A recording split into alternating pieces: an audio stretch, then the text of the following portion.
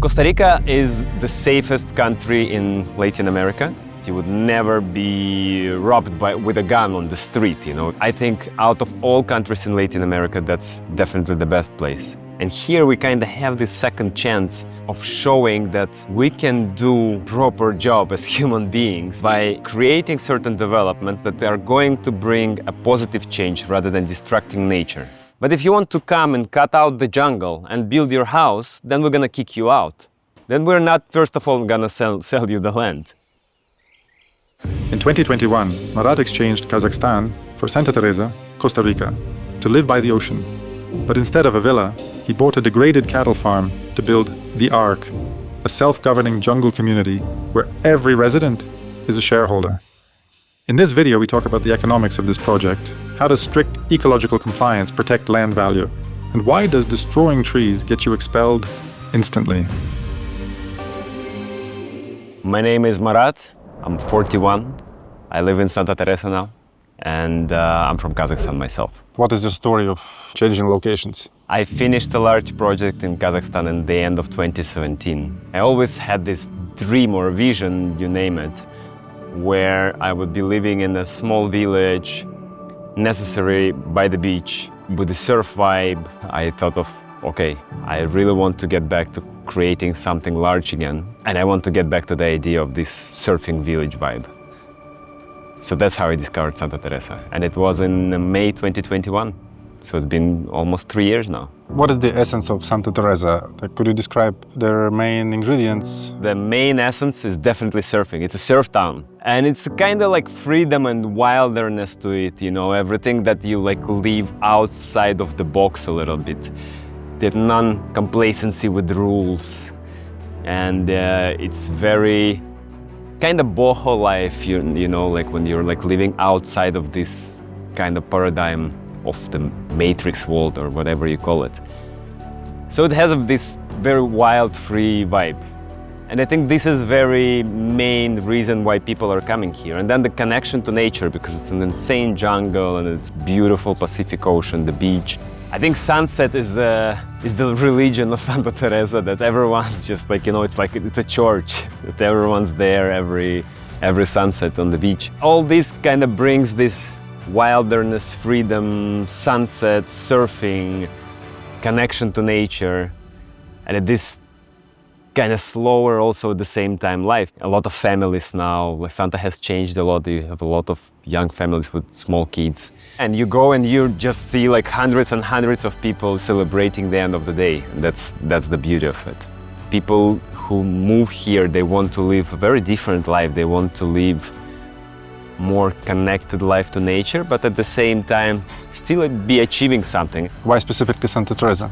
For our project and for me personally, it was crucial that there is a vibrant town, a lot is happening, different cafes and restaurants and an active lifestyle, the beach, which I really adore here. And at the same time that the space still allows you to be outside of everything in just 5 minutes drive, so that you're in the tranquility of your home. That was for me the very important factor. Santa Teresa was this choice of a feeling, of an internal kind of feeling that, yeah, this is the place. And here we kind of have this second chance of showing that we can do proper job as human beings by creating certain developments that are going to bring a positive change rather than destructing nature. What about safety here? Costa Rica is the safest country in Latin America. People always say oh, it's a paradise. I don't think paradise on earth exists. There are certain problems, they exist, but at the same time it's not as problematic as you would experience them in some other countries in Latin America. The government is very stable. If you have crime, it's more of a petty theft and things like that. You would never be robbed with a gun on the street, It's impossible here. People live very happy life, more or less balanced life. So I think out of all countries in Latin America, that's definitely the best place. Are there any infrastructure such as healthcare, schools, public schools? What about airport? We got a new airport in December last year, which is just a runway, but these are the airports in Costa Rica, so it's a runway, but But it's a great indication of the progress of the area, right? Because the amount of tourism that's happening here, Cobano airport is helping a lot. So it's just like 15 minutes drive from here. We have urgent care in Santa Teresa, like very literally urgent care, but there's still majority of hospitals, not majority, all proper hospitals are in San José. So you have to go for something serious, you have to go to San José. That's an inevitable lifestyle that when you start living in Santa Teresa, that's an inevitable thing that's going to be happening. You have to go to San José for whatever major thing you have. And Costa Rica has a very good healthcare system. I think it's one of the best in Latin America. It's one of the capitals of medical tourism for the United States. I know a lot of people who are coming from the States for regenerative medicine, for functional medicine. What about the education here, specifically in Santa Teresa? Yeah. Schools? Santa Teresa has several pretty good schools. I know that my friends have opened the Waldorf school, and it's a great school, amazing one. There are more schools, I think now, or educational centers which are with an alternative model of education like Montessori or Waldorf, rather than traditional schools, right? So because this place attracts naturally more people who have proclivity towards that kind of education. What is the cost of living here? You can come as a short-term tourist and it's going to be very expensive. You can come as a mid-term tourist and it's going to be still expensive, but you can find certain ways. We very often say Santa Teresa has like New York prices, and maybe it's 10–15% cheaper than New York. I think like a lunch in the beach kind of setting could cost you something like $30–40 a person. How did you end up with the idea to build ARC project here? For me, when pandemic hit and I was seeing what was happening in the world, it was kind of signal that I have nothing to do anymore with that kind of living. I don't want to be depending on the system. I don't want to be told how I'm supposed to live, what do I have to do with my health, and what choices I have to make. For me, freedom is one of my main values. And everything that was happening during pandemic was against my values as a freedom. For a long time, I was thinking about a community living setting. And that's how the idea of the ARC was born. And I think Santa Teresa is one of the perfect places for a project like this.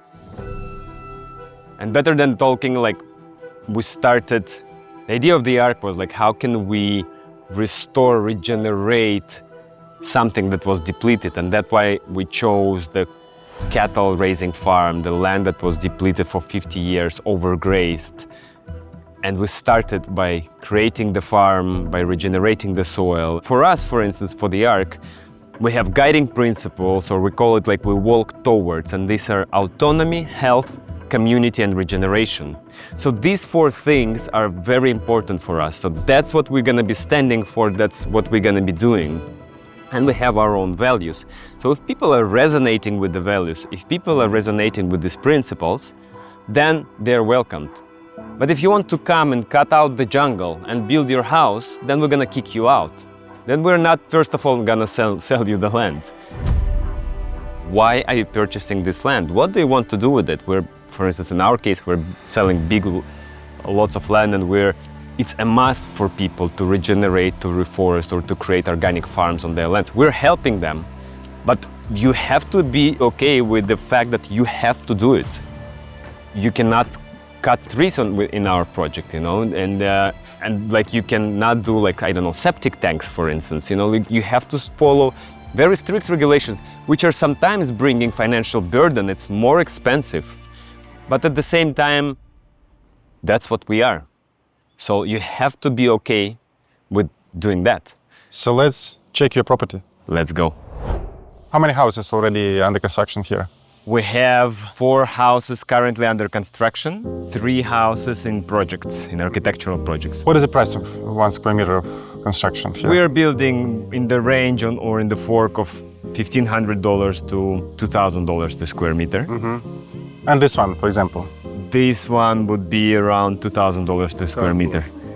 So am I right that I can buy a plot, then I should follow some rules and I can build by myself, or I can only come to you and you build with your construction company? You can build yourself. But you control the quality, like design and We control stuff? the quality, we have architectural guidelines, we have about the materials, about you cannot make the septic tank. There are certain guidelines for ecological and environmental guidelines, and then architectural, the style. How big is this house?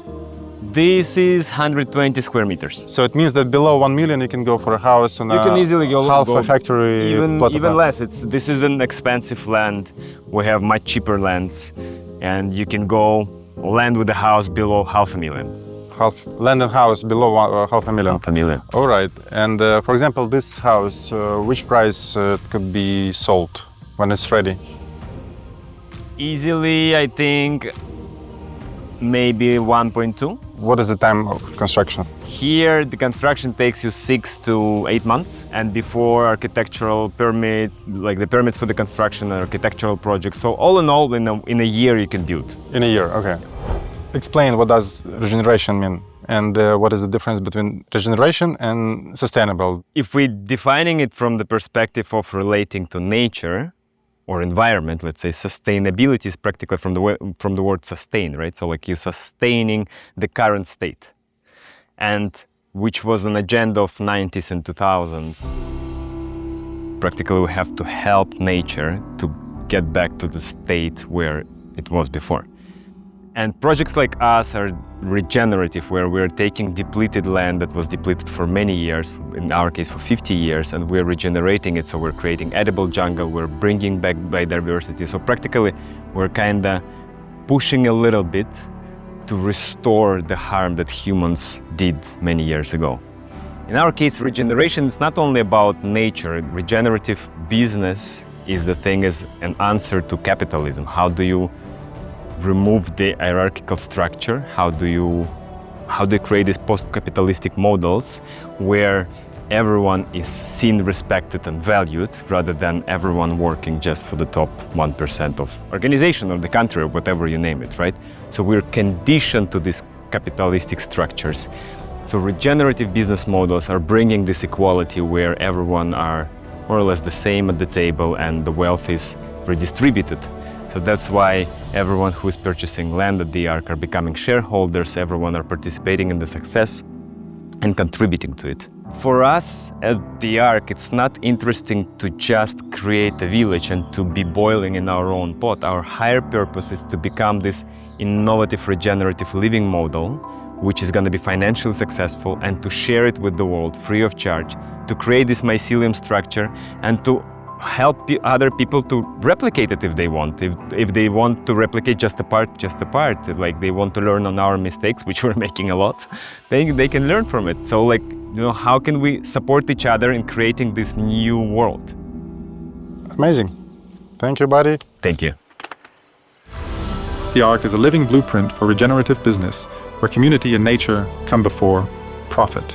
Marat is proving that we can actively repair the ecosystem, not just sustain it. Santa Teresa shows that true luxury is the freedom to build a new world and share the blueprint with others.